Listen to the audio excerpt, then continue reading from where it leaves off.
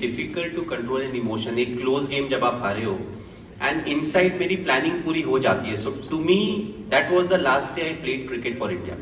मैंने रिटायरमेंट एक साल बाद ली, बट द फैक्ट वाज कि that day I retired. So अब जैसे हम लोग के ना वो कुछ मशीन्स वगैरह दिए जाते हैं and all of that. So every time I went to the trainer, I give it back to him. Like no no you keep it.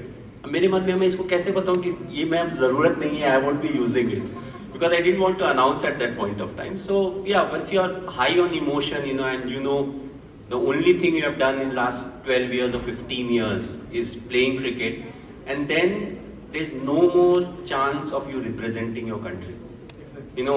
It's a very big thing when you represent your country. There are so much of people, but only if you get a chance to represent the country.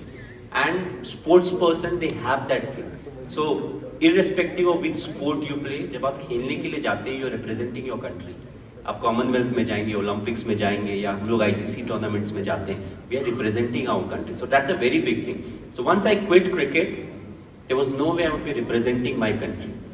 I'm an Indian citizen and all of that, but to represent, to bring some glory for the country back. So all those things, you're high on emotion at that point.